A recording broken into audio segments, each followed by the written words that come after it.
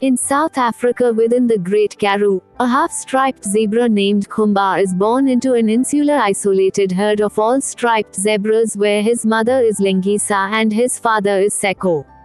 Rumors that the strange foal is cursed spread, and before long he is blamed for the drought that sets into the Great Karoo.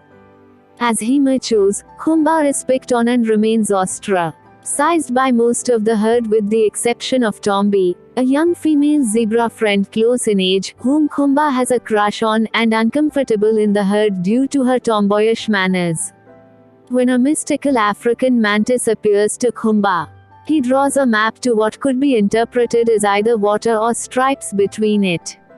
Khumba jeopardizes the herd and gets into trouble when he attempts to admit save Aral Gemsbok into the watering hole enclosure when their wise elderly healer needs water. A murderous African leopard, Fungo, warns Mkhulu that he and the herd can't stay in their enclosure forever. Seko berates and scolds Khumba for putting the herd at risk, and for the next week, he'll drink half of his rations. Lingisa tells the story of how a white horse got its stripes by swimming in a magic river, and other horses wanted to have stripes like him, making the zebra we know today. Shortly after, Lingisa succumbs to her disease and dies. Then, Khumba leaves the confines of his home knowing that he cannot survive in the herd where it is viewed as only half a zebra. Khumba ventures beyond the fence and encounters an opportunistic African wild dog named Skulk, who nearly leads him to his doom when Skulk's pack try to eat him. He is saved by a maternal wildebeest named Mama V and a flamboyant British ostrich named Bradley. Mama V is a self-confessed free spirit who does not want to be the average stay-at-home mum. Like other wildebeest, she mothers Bradley, who possesses a histrionic diva-esque attitude. The duo join Khumba on his quest in the hope that their own search for a safe waterhole is over. On their journey, Khumba aids a migrating herd of springbok in opening a hole in a great fence to continue journeying forward. Curiously, the springbok are all so similar that they see and even differentiate among one another. Khumba thinks his journey is over when he wanders into a new age, bohemian community living safely within the confines of Ying's National Park.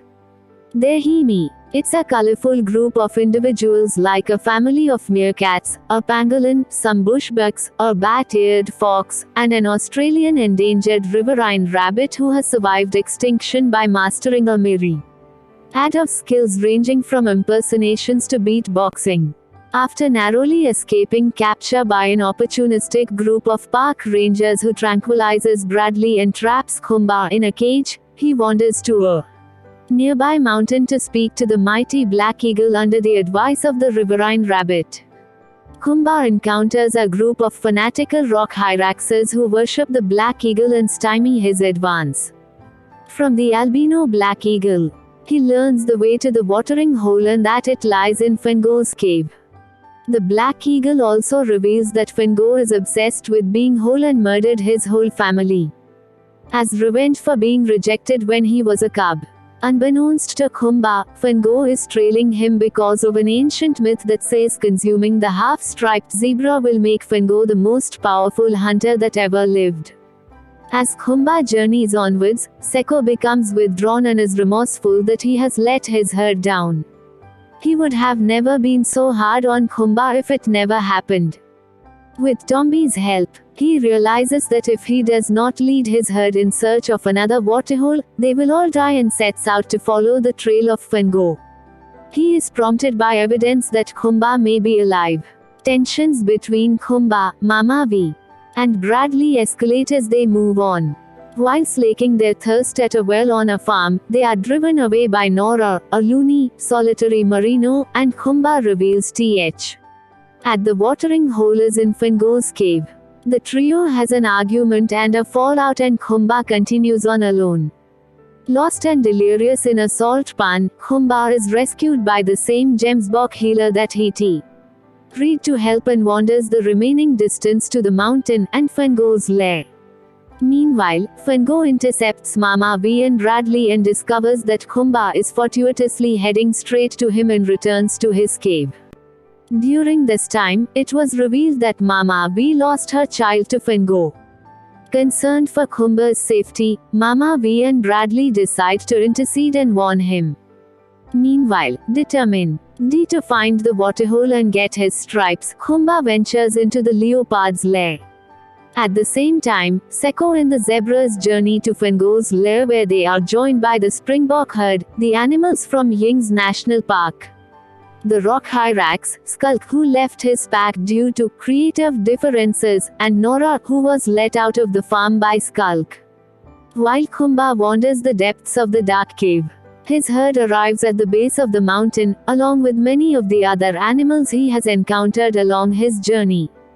Within the cave, Khumba finds the watering hole and upon reflection of his mother's words and all of the interactions he has had, he realizes that diversity is essential for survival and that what can be one's difference can, in fact, be one's strength. As Fingo closes in, he ends up chasing after Khumba. Khumba races to escape the leopard's clutches as the cave starts to collapse. Part of the cliff gives way, which forms a water hole outside Fingo's cave. The bled animals watch the fight between Khumba and Fingo, which results in both of them falling due to the collapsing cave. Fingo falls off the cliff where he is killed by two large rocks falling on him. While Khumba falls into the water and his body washes up on the shores.